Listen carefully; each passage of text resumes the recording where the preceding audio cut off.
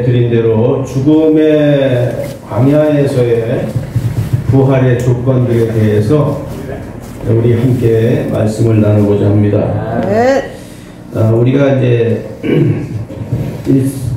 신앙생활을 하다 보면은 신앙생활 속에서 부활해야 될 조건들이 있어요. 우리가 마귀에게 사로잡혔다가 이제 회복되는 그런 과정이기 때문에 그 과정을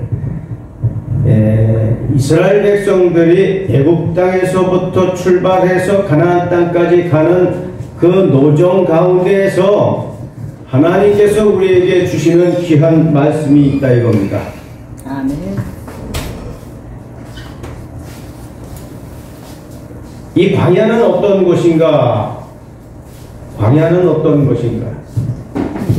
여러분들, 광야는 죽음의 땅이다 이렇게 소개하고 있어요. 그러니까 이 광야에 들어가서 살아날 사람이 한 사람도 없는 겁니다.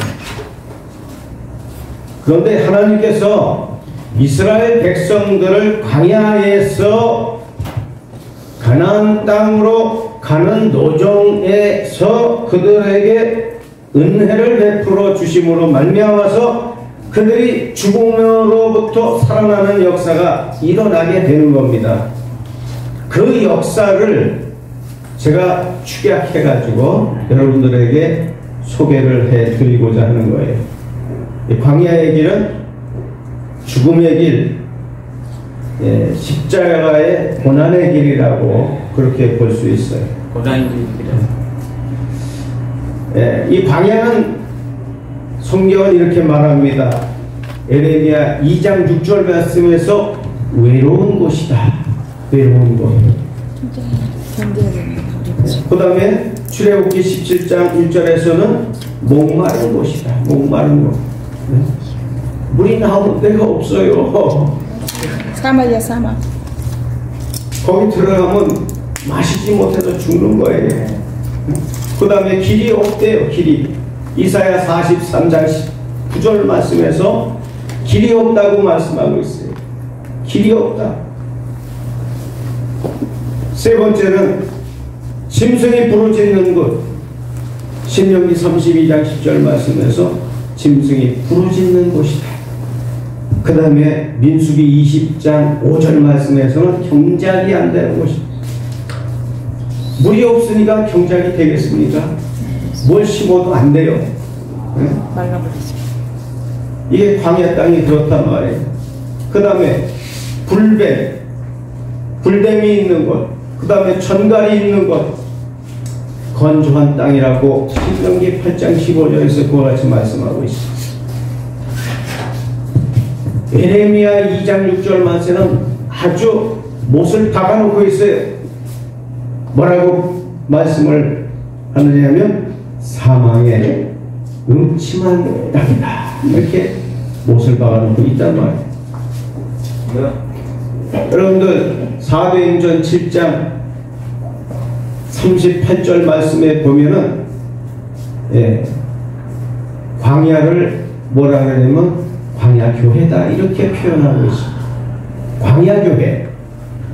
오늘날 우리가 하나님을 섬기는 우리들이 지금 광야교회에서 신앙생활하고 있다라고 하는 것을 생각해야 됩니다. 아멘. 그것을 보여주고 있는 거예요. 아멘. 우리는 이러한 이 사망의 음침한 땅에서 사단이 점령하고 있는 이런 세상에서 세상왕 마귀가 점령하고 있는 이 땅에서 우리가 지금도 신앙생활 하고 있다라고 하는 이 사실, 이러한 가운데에서 하나님이 우리를 살리시려고 우리에게 은혜를 베푸신다는 거예요. 제일 첫 번째 은혜가 뭐냐? 6월절 어린 양을 잡아서 그래서 좌우 문설주에 피를 바르고 묵림방에다가 피를 발라서 그래서 우리에게 구원을 주시는 그 은혜의 역사가 있었다라고 하는 겁니다. 이스라엘 백성들은 그것을 통해서 살아났잖아요. 네? 오늘날 그것은 예수 그리스도께서 십자가에 달려 돌아가심으로 말미암아 우리에게 길을 열어주셨다라고 하는 거예요. 생명의 길, 영원한 영생의 길. 생명이 있는 그 길을 우리에게 열어주셨다라고 하는 겁니다. 네. 어린 양을 잡아서 먹었어요. 그날 밤에 지팡이를 잡고 속히 먹어라. 출애굽기 12장 11절 말씀에서 그와 같이 말씀하고 있어요. 이 어린 양을 먹었다라고 하는 것은 예수 그리스도께서 우리에게 주신 생명의 말씀을 우리가 먹었다라고 하는 거예요. 먹었다. 이 하나님의 말씀을 먹고 출발하는 거예요. 출발. 세상으로부터 우리가 부름받았잖아요. 에클레시아. 세상으로부터 부름받아서 우리가 이제 천성을 향하여 노정이 시작됐다라고 하는 것을 우리 한번 생각해 보자고요. 천성을 향해서 갑니다. 그런데 이스라엘 백성들을 광야로 그냥 보내지 않았습니다. 하나님이 모세를 붙여가지고 그들을 인도하게 하셨다라고 하는 이 사실을 생각해 본다면, 오늘날 우리에게 신앙을 적용해 본다면 우리는 예수 그리스도를 우리에게 붙여주시고 성령님을 우리에게 붙여주심으로 말미암아 우리가 이 노정의 길을 시작했다라고 하는 이 사실. 할렐루야. 아멘. 이게 은혜입니다. 은혜. 하나님의 은혜가 없으면 우리는 죽을 수밖에 없어요. 죽음에서 부활할 수가 없어요. 그러므로 우리가 생활 속에서 부활해야 돼요. 부활. 생활 속에서 부활해야 됩니다. 아멘.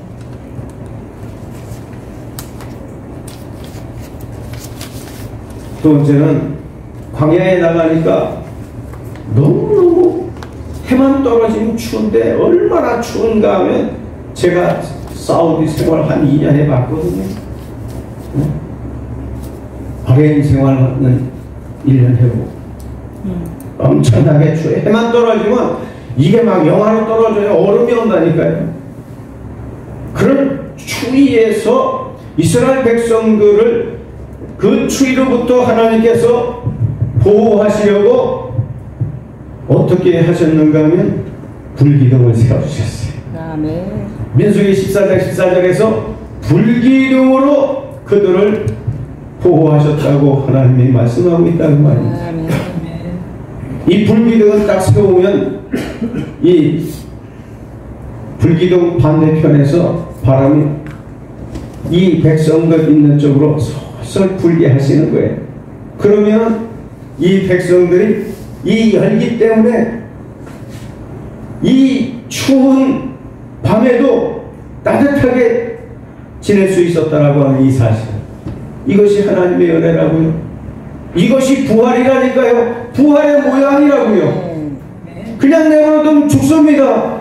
그러나 하나님의 은혜로 말미암아서 하나님이 살려주시는 역사, 이게 부활이 아니고 뭐겠냐 이거예요. 오늘날도 우리가 힘들고 어려울 때 하나님이 우리에게 불기둥이 되어 주실 줄로 믿습니다. 아멘. 불기둥이 되어 주실 줄로 믿습니다. 아멘. 두 번째는 구름기둥, 세 번째 구름기둥. 구름기둥으로 보호하셨는데, 낮에는 이 중동 땅이 얼마나 추운지 말이죠. 엄청나게 추워요. 말도 못하게 춥습니다. 근데 낮에는 이 해가 쬐니까 엄청나게 더워요. 막 숨쉬기가 어려울 정도로 그렇게 덥습니다. 헉헉헉해요, 막 사람들이. 네? 그런데 하나님이 구름 기둥을 딱 세워놓으니까 어떻게 되겠어요? 가려지니까 좀 낫지. 그림자가 생기겠죠? 이 보호하시는 거예요, 하나님이. 아멘. 구름 기둥으로 보호하시는, 그 뜨거운 햇볕을 가려주시는 하나님. 아멘. 그래서 살아나는 거예요. 그 죽음의 땅에서 살아난다고요. 그 광야에서 살 수 있었다라고 하는 겁니다. 하나님이 때로는 불기둥으로, 때로는 구름기둥으로 이렇게 보호하시면서 이스라엘 백성들을 인도해 주셨던 것처럼 오늘날 우리도 그와 같이 인도에 가시고 있다라고 하는 이 사실, 이것을 생각해 보자고요. 하나님의 은혜가 나에게 어떻게 다가오는가? 저는요, 엄청난 혼란 가운데에서도 하나님께 그 때마다 기도하니까 하나님이 다 해결해 주시는 거예요. 아멘. 우리 집안 빚이 있었어요. 지금으로는 10억도 넘어요. 근데 그것을 놓고 새벽 기도를 한 달을 작정을 하고 기도를 하는데 마지막 날 예수님이 나타나시고 마지막 날. 그래서 그 기도에 하나님이 응답을 해주심으로 말미암아서 제가 해외를 나가게 된 겁니다. 그거 나가가지고 돈 벌어서 그거 다 갚았어요. 그거 다 갚고 우리 둘째 형님 집 사주고, 네, 바로 여동생, 바로 밑에 있는 여동생 강남에 그 전세자금 되죠. 이렇게 하나님이 역사하시니까 이게 되어지는 거예요. 많은 사람들은 뭐 유산 많이 물려받아서 잘 먹고 잘 산다고 하지만 저는요, 빚을 유산으로 물려받았어요. 빚을. 아니, 지금 이 시대에 한 10억 정도 된다니까요. 그걸 갚을 길이 없어가지고 하나님 앞에 기도해서 이게 해결된 거예요. 불기둥 구름 기둥으로 하나님이 역사하시는 것처럼 하나님이 우리가 기도하면 응답하시고 들어주시고 역사하신다라고 하는 이 사실 때문에 난 너무 행복하다고 해요. 가슴앓이병이 이게 아파가지고 막 바늘을 찌르는 것 같이 아프고 숨쉬기도 어려웠을 때 오산리 금식기도원 가가지고서 3일 금식 마지막 날에 조영모 목사님이 집회하실 그때에 내가 거기 참석했는데 그때 예수님이 다가오시더니 나를 치료해 주셨어. 해결받았다니까요. 이게 배가 있잖아요. 기도하는데 입이 딱 벌어져가지고 안 다물어지는 거예요. 그러더니 배가 춤추듯이 여기 얼마나 강한 파장이 들어오는지 말이지. 이 강한 파장이 팍 떨리더니 안에서 밥알 많은 것들이 시커먼 것들이 막 튀어나오는 거예요. 바깥으로. 아유, 그러더니 그 아픈 것이 싹 났어요. 아멘. 네? 하나님은 이와 같이 역사하신다고요. 아멘. 할렐루야. 아멘. 오늘날 이스라엘 백성들이 광야에서 하나님이 보호하시는 것처럼 오늘날도 그와 같이 보호하신다라고 하는 이 사실 생각하시면서 하나님 앞에 부르짖고 기도하셔서 응답받으시길 바랍니다. 아멘. 네 번째는 홍해를 건너는 이 사건은 십자가의 은혜의 사건입니다. 이 홍해 건너기 전에 일어났던 사건이 그게 바로 십자가 사건이에요. 모세에게 속하여 이스라엘 백성들이 세례를 받았다고 홍해에서 그와 같이 말씀하고 있죠. 거기서 이 불기둥이 뒤로 물러가는데 애굽의 군대들이 이스라엘 백성들을 잡으려고 쫓아왔는데 불기둥이 뒤로 물러가니까 그들이 뒤로 주춤하는 거예요. 이런 현상들이 어디서 나타납니까? 예수님이 십자가에 달려 돌아가실 때에 그때의 로마 군병들이 똑같은 현상이 일어납니다. 하늘에서 천둥 번개가 치고 이렇게 날이 갑자기 어두워지고 막 하니까 로마 군병들이 뒤로 주춤하면서 물러나갔다고 그와 같이 말씀하고 있어요. 똑같은 말씀을 이게 재현한 거예요. 재현. 이게 모형이라니까요. 모형. 그래서 홍해 바다를 건너는 이 사건은 바로 모세가 예수 그리스도의 모형으로 손을 들고 기도하고 지팡이를 앞으로 내밀 때에 이게 십자가 모양이라고. 이스라엘 백성들이 모세를 잡아 죽이려고 했어요. 그러나 그 죽음에서 벗어납니다. 하나님의 은혜로. 순교당한 거예요. 모세는.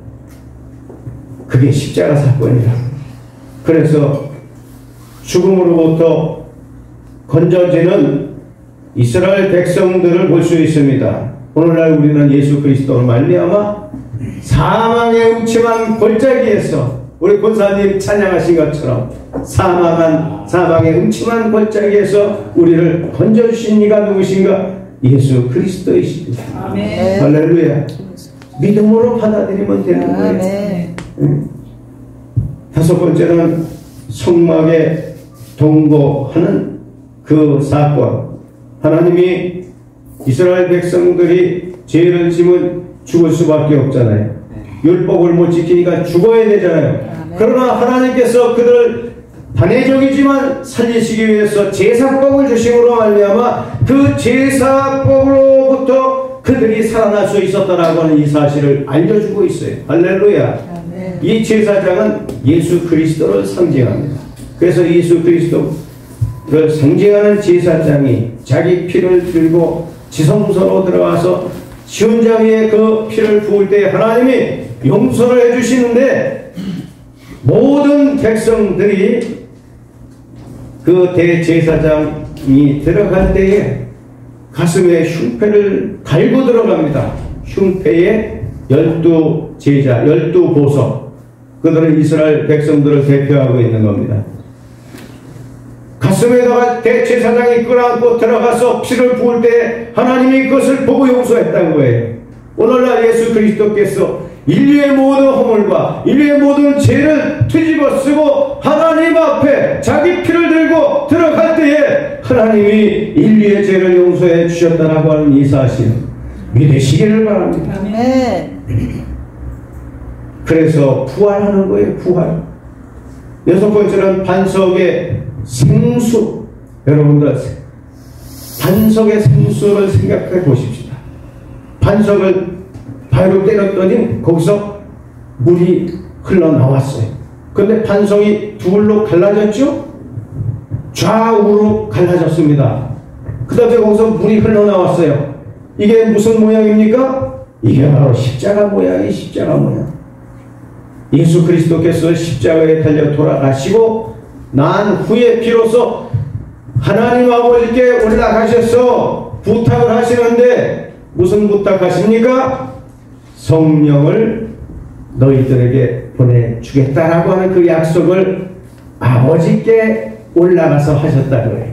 그래서 그 성령을 우리가 받음으로 말미암아 우리의 이 배에서 생수의 강이 흘러나리라고 그렇게 말씀하고 계시는 것입니다.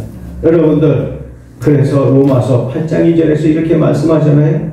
생명의 성령의 법이 죄와 사망의 법에서 너희를 해방하였음이라고 그와 같이 말씀하고 있지 않냐고요.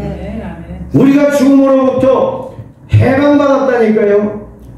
이 생수되는 성령님을 모심으로 말미암아서 우리가 해방된 거예요.